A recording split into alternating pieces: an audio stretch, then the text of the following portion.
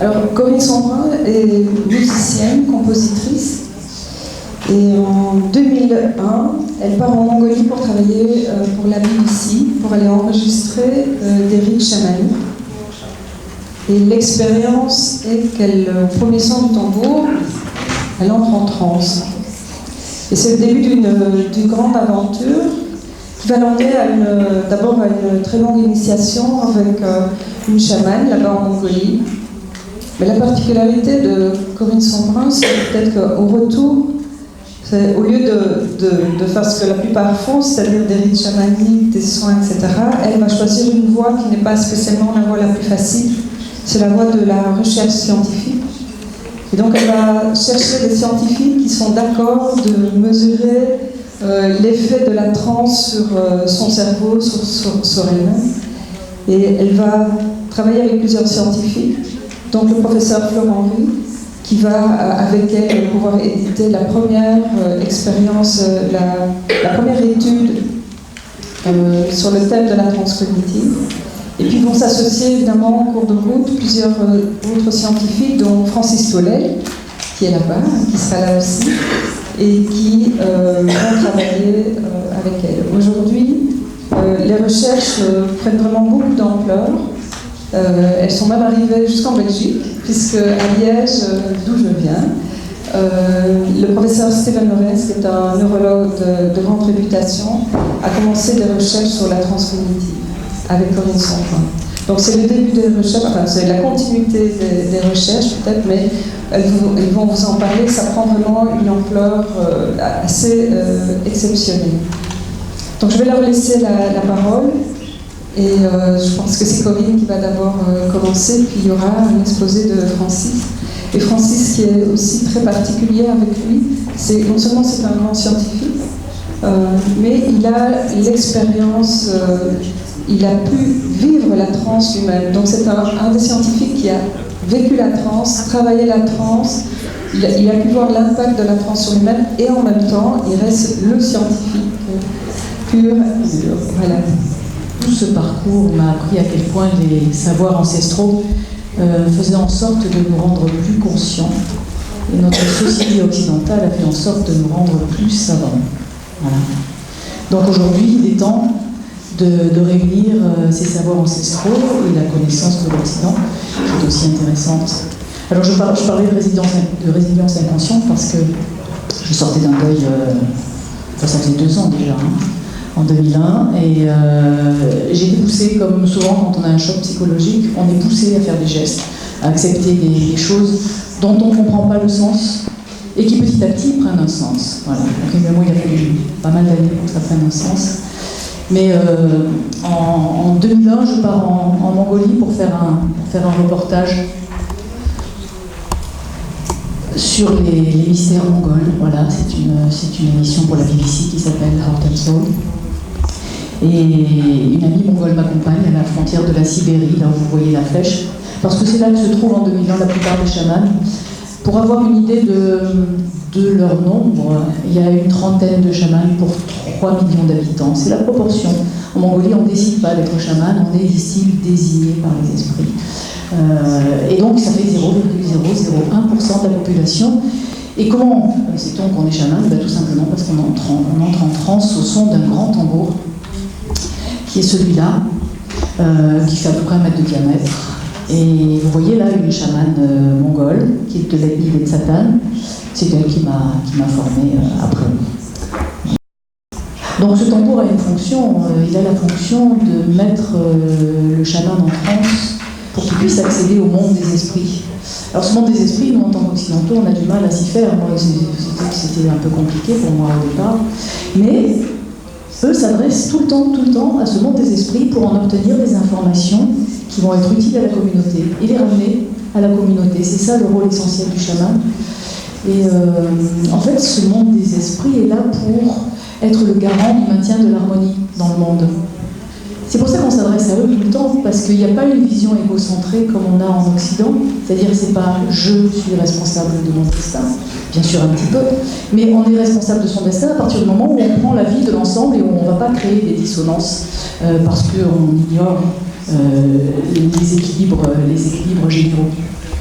Alors le chaman, son travail, c'est toujours d'aller demander aux esprits s'ils sont d'accord pour faire ça ou ça ou ça. Et quand on n'est pas chaman, puisqu'il y en a peu, on a un autre moyen d'accéder à ce monde des esprits, c'est quelque chose qu'on a tous utilisé et que vous connaissez bien ici, c'est l'intuition. L'intuition, pour eux, est le langage qu'utilisent les esprits pour vous prévenir d'un danger et pour vous dire que là, c'est dissonant, là, il y a quelque chose qui va mal, il ne faut pas le faire. Voilà. Donc il y a deux moyens d'accéder à ce monde des esprits, l'intuition, pour ceux qui ne sont pas chamans, on va voir que c'est pas si simple, et la transe, pour ceux qui peuvent accéder à la transe. Donc moi j'assiste à la première cérémonie, évidemment, le chaman commence, c'était un homme, hein, c'était pas celle-là, le chaman Balchir qui commence à jouer du tambour, et puis voilà, là il se passe quelque chose auquel je ne m'attendais pas du tout, je commence à sauter, à trembler, à tel point que les Mongols disent à Nara, il faut la faire sortir, à la peur. Et moi je ne contrôle pas tout ça. Pourtant, je suis toujours consciente de ce qui se passe. Donc, je me vois trembler, je me vois sauter, je commence à me voir et à m'entendre commencer à hurler comme un loup. Et là, le processus est déclenché, c'est-à-dire que je ne me suis pas arrêtée là. J'avais vraiment l'impression d'être transformée et d'être cet animal, donc d'avoir une patte, d'avoir une truffe à la place du nez, et surtout de hurler comme un loup. Et je me suis mise à vouloir absolument ce tambour. Et donc j'ai sauté sur le chaman pour lui piquer son tambour. Il me fallait ce tambour. Et donc j'avais conscience, ça c'était pas désagréable, parce que dans cet état-là, on n'est pas dans le même état émotionnel que dans l'état de conscience ordinaire. Mais j'avais besoin, je ne pouvais pas m'en empêcher, c'était très fort, j'avais besoin d'attraper ce tambour. Donc j'ai fini par sortir de cet état. En fait, le chaman m'a dit après qu'il m'avait aidé à sortir de cet état. Et voilà ce qu'il a dit. Alors moi, j'avais pris un coup de pelle sur la tête un petit peu, parce que je me disais, mais comment le son d'un tambour a pu me faire ça? J'avais 40 ans à l'époque, et je me disais, mais comment ma société à moi, ma société que j'aime et qui m'apprend tout, n'a pas pu m'expliquer ça? Pourquoi elle ne m'a pas dit que le son d'un tambour pouvait me transformer comme ça? Est-ce que je suis folle? Est-ce que voilà? Et les chamans, pourtant, ils font tout ça ici. Voilà, donc l'explication qu'a donnée le chaman, un arabe, puisqu'ils ont discuté pendant un moment, n'a pas été faite pour me rassurer.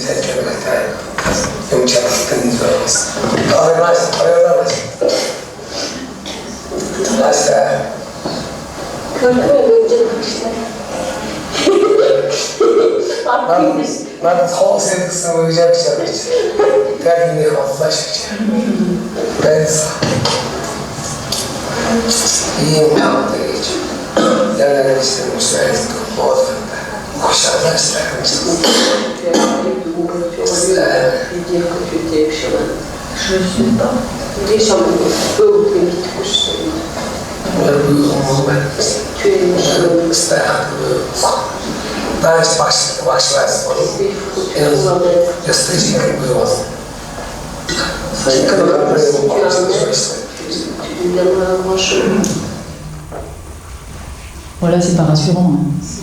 Quand on vient vivre ça, on s'est dit voilà. Et donc, les processus de deuil, je vous ai dit tout à l'heure. Et donc, il m'a dit oui, on doit rester 3 ans là à la frontière. Tu vas rester là avec nous pendant 3 ans pour que tu sois formé. Et bah oui. Et puis il m'a parlé, c'est Nara qui m'a parlé des morts. Et que le chaman avait la capacité d'accéder à l'esprit des morts et de pouvoir communiquer avec eux. Alors là, j'ai les oreilles qui se sont levées et qui ont dit enfin une tradition qui nous parle de ça. Et donc j'ai plongé. Voilà. Et donc je suis restée là-bas, mais j'ai demandé au chaman de pouvoir y aller plusieurs fois, enfin pas en permanence. Voilà. Donc j'ai eu la première formation interminable de chamanisme. Et donc j'y suis allée 2-3 mois par an, mais ça a duré 8 ans du coup. Voilà. Et ce que j'ai découvert a été passionnant. Je ne vous dirai pas encore si j'ai pu communiquer avec l'autre. Et ce que je ressentais pendant les trans, c'était vraiment intéressant parce que je perdais la notion d'espace et de temps. Je ne ressentais pas la douleur. Je me donnais des coups, vous avez vu la taille du tambour, je me donnais des coups de tambour là. Et j'avais plus de force. Le tambour fait 8 kilos, donc arriver à le porter pendant des heures, pendant toute la transe, c'est impossible. J'avais joué de la batterie avant, j'avais mal au bras tout de suite. Pas mal. Plus de force. Le phénomène de dissociation, c'est que tout d'un coup, je me voyais faire, j'étais consciente tout le temps, je me voyais faire des choses que je n'avais pas décidé de faire. Donc ça, c'est un processus intéressant qui sont en général dans les processus de transe, auxquels vous avez accès. Enfin, ici, on est dans un public où vous avez tous plus ou moins essayé les trans, plein de choses, donc vous savez ce que c'est. Mais quand on ne sait pas ce que c'est, on se dit les processus d'urgence. Les stratégies de survie que propose le cerveau, quand vous êtes dans une situation où vraiment il faut réagir très vite, vous avez la force qui est augmentée, la perception de la douleur qui est diminuée, et souvent accès à des informations où vous faites des gestes que vous n'avez pas décidé de faire. Donc ça, c'est ce que met en place le cerveau dans les processus d'urgence, qui sont des états modifiés de conscience. Donc Francis vous expliquera après pourquoi ça se met en place. Et les informations, ces informations dont parlent les chamans, c'est-à-dire qu'on va interroger le monde des esprits pour leur dire, voilà, qu'est-ce qu'on fait là ? On va s'installer là, le troupeau, voilà. Et donc c'est ces informations qui nous montrent que tout parle autour de nous, qu'il y a des informations autour de nous. Eux, ils appellent ça le monde des esprits, pourquoi pas. Mais nous, on peut parler de fréquences, on peut parler d'informations, on peut parler de tas de choses auxquelles le cerveau semble avoir accès dans ces états-là. Alors pourquoi, moi ma question c'était vraiment, mais pourquoi ça fait ça? Voilà, parce que c'est quand même intéressant. Donc 5 ans après travailler régulièrement en Mongolie, je me suis dit, j'ai commencé à essayer d'interroger mon médecin, le médecin le traitant, qui m'a envoyé chez le psychiatre, je ne cache pas. Si je fais le loup.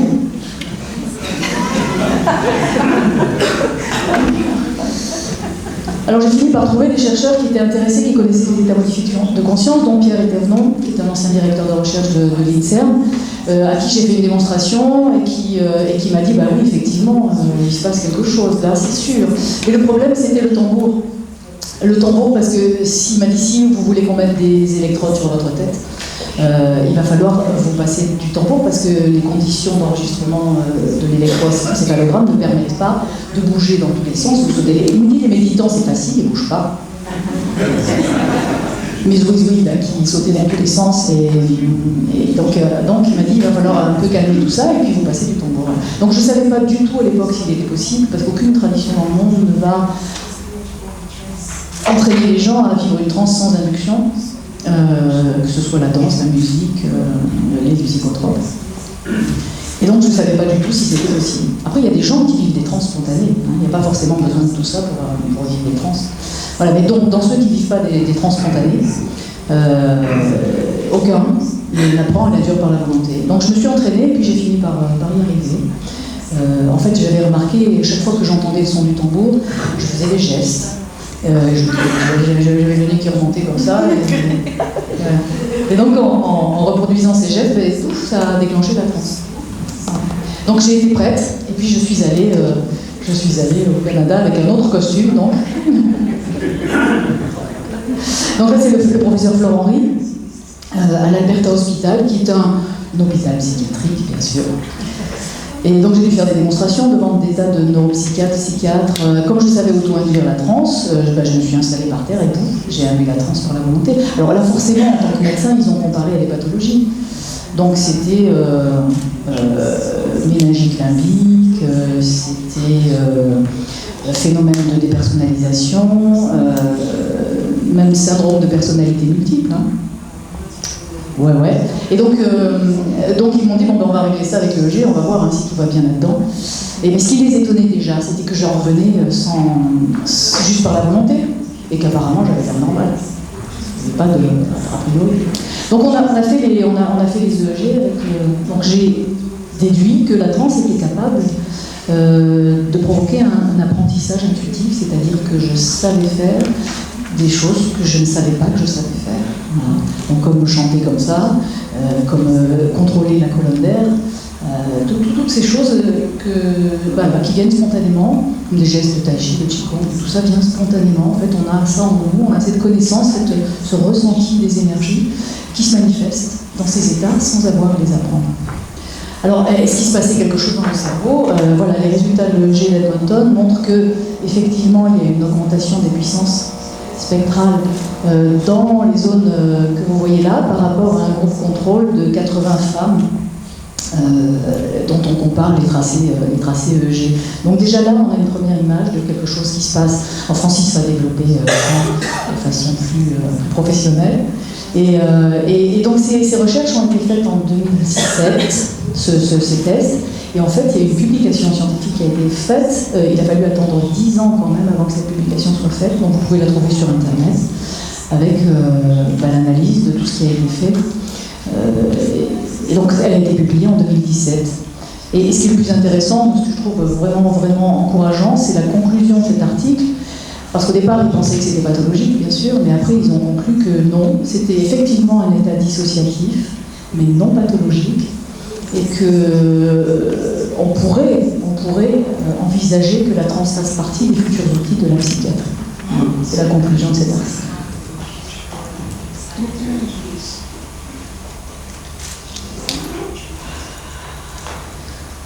Alors une fois qu'on a démontré que la transe était une capacité du cerveau, il n'y avait pas de raison que ce soit seulement dans le cerveau des chamans, pour moi. Donc je me suis dit, il y a deux solutions, ou, bon d'accord, le cerveau des chamans est différent de celui des autres, ce que je ne pensais pas du tout vrai, ou bien le tambour n'est pas assez efficace, et on peut trouver des outils qui soient plus efficaces que le tambour, plus efficaces que mettre 0,0001% de la population en transe. Alors j'ai commencé à travailler avec des chercheurs, et là aussi c'est passé tout un processus assez long, qui a fait qu'on a développé des outils à partir de 2015, même avant, pour essayer d'amplifier les effets du tambour. Et on est arrivé à des outils sonores, qui sont plus du tambour, mais qui sont amplifiés, parce que les chercheurs ont essayé d'étudier dans les effets, les séquences de tambour qui étaient les plus efficaces, que j'avais sélectionnées, qu'est-ce qui pouvait fonctionner. C'était la spatialisation, c'était le son, c'était le rythme, c'était quoi. Donc ils ont fait un outil qui était, semble-t-il, plus efficace, mais restait à le tester encore. Voilà, donc je donne toujours d'ailleurs des workshops dans les écoles des beaux-arts, et je devais faire un workshop à l'école des beaux-arts de Nantes pour parler du cerveau et de l'état de création, qui est aussi un état modifié des consciences. Et donc je devais aller à Nantes et j'ai proposé aux étudiants, une vingtaine, de tester ces outils. Ils ont dit oh oui. Voilà. Et donc, les voilà, ça c'est une. Et donc, au lieu de 0,001%, 16 sur 20 sont partis en transe. Voilà. Donc ça a fait un buzz dans l'école des Beaux-Arts. Évidemment. Et donc à partir de là, on savait que c'était efficace, que l'accès à la transe était un potentiel du cerveau, c'était un potentiel cognitif. C'est pour ça que maintenant on appelle ça transe cognitive. Et après les chercheurs ils m'ont dit ouais mais enfin tu vois les artistes c'est facile, ils vivent des états de transe de toute façon. Voilà. Donc trop facile ton truc. J'ai dit bah ok on va essayer sur vous alors hein. Et on a essayé sur sur eux. Donc, on a eu des effets, j'ai quelques vidéos qui sont sympas. Hein. Dont une psychiatre qui s'est transformée en mouche.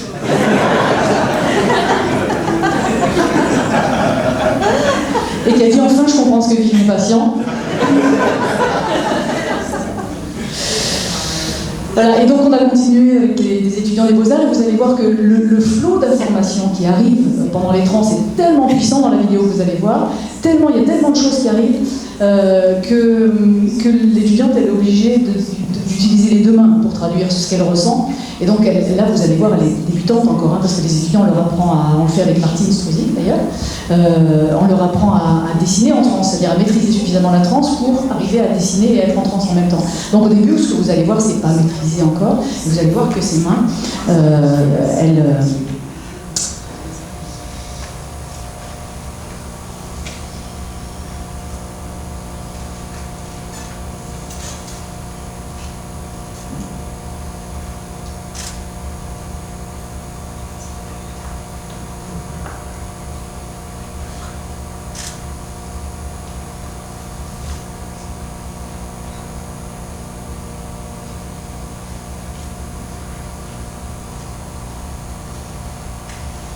Vous voyez que sa main tremble et on est encore en train. Donc ça, c'est un des effets de la transe, donc ce flot d'informations qui traverse, que vivent pas seulement les artistes, hein, ont vécu, on a fait aussi dessiner les chercheurs, et ça fait toujours la même chose, ils se mettent tout d'un coup à dessiner des deux mains, quoi, à dessiner, écrire, voilà, des deux mains.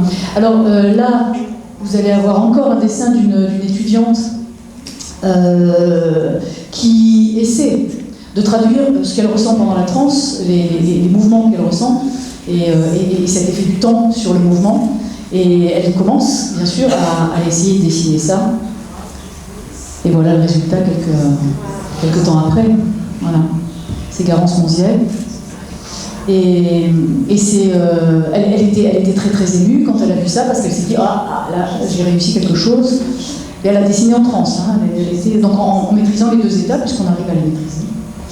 Voilà. Et voilà un travail qu'on a fait avec des chercheurs en Allemagne, où ils ont dessiné, après, et eux ne sont pas des artistes, a priori, hein, vous voyez, mais ils ont été capables de sortir ça juste après des trans. Donc leur ressenti de trans.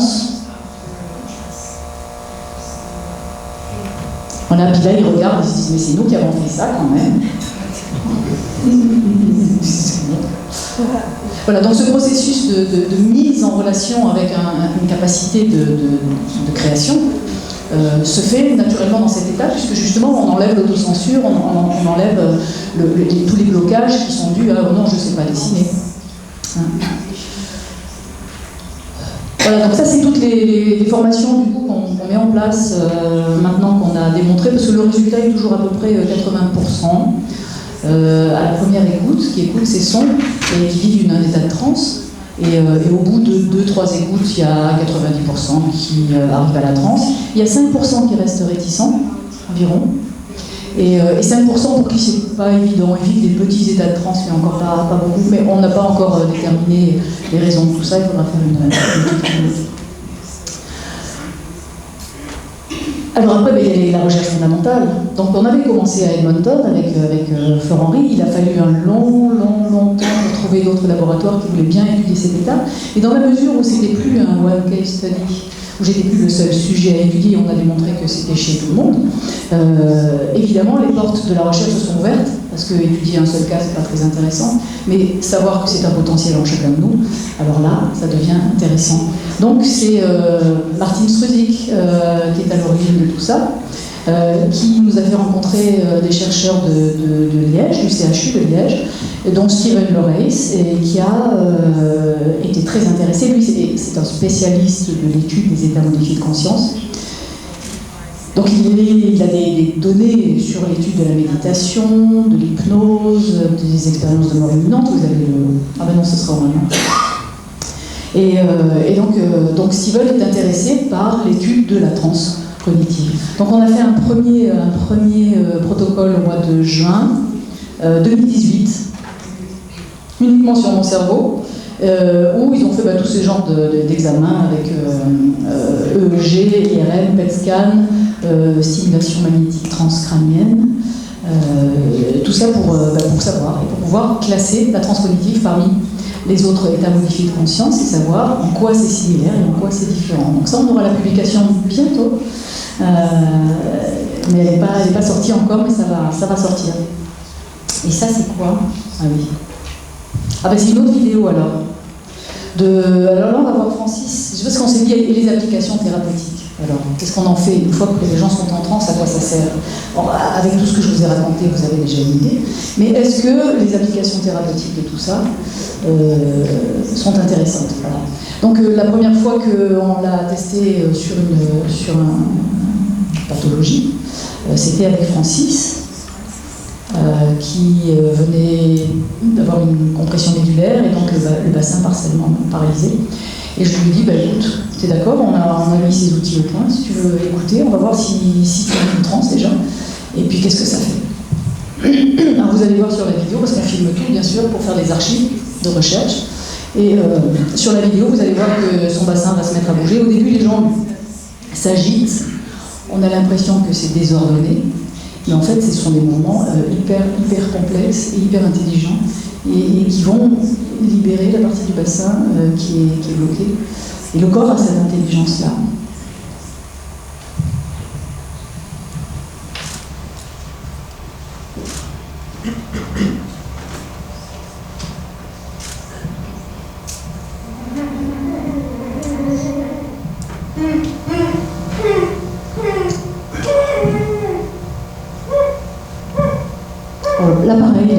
fait tout ça, ça sort tout seul.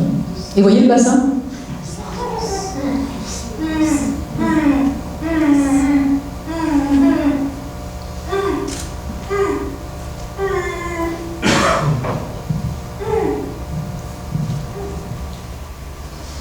Voilà. Et donc pendant la transe, le bassin était débloqué. Alors en sortant de la transe, on ne se raconte pas d'histoire, hein, il était rebloqué. Il était rebloqué en sortant de la transe, mais Francis avait une piste. Il savait que ce bassin, il pouvait se débloquer. Ah. Voilà, donc il a très vite appris à auto-induire la transe, parce que notre grande contribution, ça a été aussi d'apprendre aux gens non seulement à accéder à l'état de transe grâce à ces outils sonores, mais de leur apprendre à l'induire par la seule volonté, comme je le faisais. Donc voilà. Donc Francis, pareil, on lui a appris à induire la transe par la volonté, en dessinant comme ça, comme dans une méditation. Et il a pu s'entraîner chez lui. Et comme on est conscient à cet état-là, chaque fois il voyait que ses jambes bougeaient, et que ça débloquait le bassin. Et donc il a fini par comprendre et mémoriser ce qu'étaient ces mouvements, qui étaient complexes. Et il a réussi à les reproduire en dehors de la transe. C'est dans ça que je vous dis que la transe nous permet un enseignement intuitif incroyable. Et donc en faisant ces mouvements en dehors de la transe, le bassin a fini par se débloquer. Et il a marché en quelques mois, en 2-3 mois, il a remarché correctement. Voilà. Donc une des applications de la transe, on pense que maintenant il faut lancer des études cliniques, mais là ce sont des pistes prometteuses par exemple pour le traitement de la rééducation fonctionnelle. Voilà une autre vidéo, c'est une patiente d'une psychologue avec qui on travaille à Berkeley, qui a une maladie de Charcot. Et donc fort de cette expérience avec Francis, Nadine Krisberger, qui est la psychologue dont je vous parle, et dont c'est la patiente, me dit mais ce serait peut-être bien d'essayer sur une de mes patientes, si elle est d'accord, qui a une maladie de Charcot, qui a évidemment des zones, vous savez, c'est une dégénérescence des neurones moteurs, donc petit à petit on devient paralysé. Cette patiente-là, elle n'arrivait quasiment plus à marcher. La cage thoracique compressée, du mal à respirer parce que ça, voilà, les muscles de la cage thoracique sont en train de disparaître, enfin pas de disparaître, mais les neurones de mourir. Alors, cette patiente a accepté de tester les sons d'abord, d'accéder à la transe. Elle aussi a réussi très vite à induire la transe par la volonté. Et voilà sa première expérience d'écoute des sons.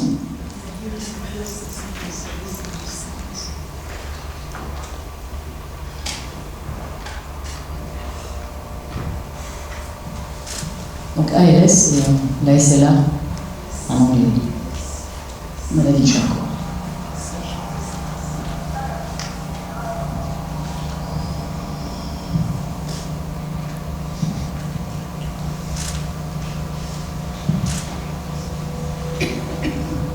Donc elle dit, elle parle, là on n'entend pas, j'ai baissé un peu. On peut monter le son un petit peu.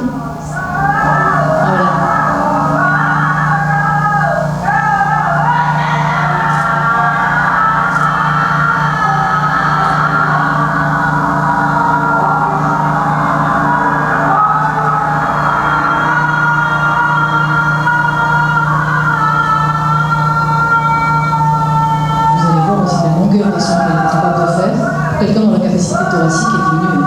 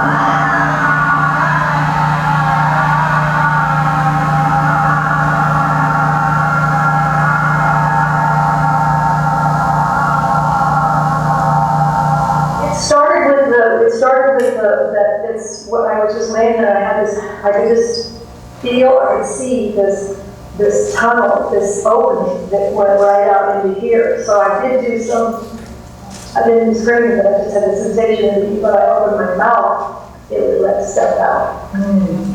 So that's how it started. And then I started just kind of, just open it up, and it started to open up, so just a little up to the toe, and just started to open up, and then it just took off. And it began to shake up in here, and still this area wasn't moving, the lower area, the legs and the lower navel. And then it took off, and it was just a whole sensation that I haven't felt, because this was like, wow, that is just running the middle line. So. Wow. Yeah. Wow. When it stopped, it was like, and I just felt, my whole being just felt completely activated. Wow. It was like full, it wasn't like a normal light sensation, it just like stopped. It was like activated.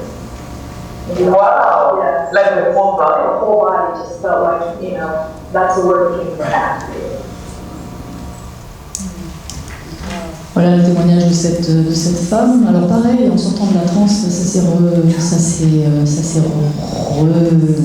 resserré en sortant de la transe, mais comme elle a réussi à auto-induire la transe très, très vite, elle s'est entraînée. Et petit à petit, elle a récupéré une mobilité du bassin, les petits doigts, les petits orteils, elle a récupéré les sensations là. Et donc c'était très prometteur. Bon, aujourd'hui elle est décédée. Elle est décédée parce qu'elle a eu une pneumonie très violente et qu'elle a décidé de mettre fin à ses jours. Et elle a dit que le témoignage, que jusqu'au bout, en fait, le shaking, donc ce qu'elle appelait le shaking, l'avait aidé, et l'avait beaucoup aidé à supporter les derniers moments de sa vie. Voilà. Donc ce travail a déclenché un projet d'étude clinique de la maladie de Charcot à Stanford, avec David Spiegel, qu'il faut mettre en place maintenant et surtout qu'il faut financer. Voilà, donc tout ça est très prometteur, mais on va le valider bien sûr par des études cliniques. Et voilà, là vous voyez tous les transeurs, c'est toujours, on revient chez Steven Lorez. Il ne faut pas me fréquenter parce que je leur mets tous des électrodes sur la tête. Et donc ça c'est là vous voyez Martine, hein, elle est là.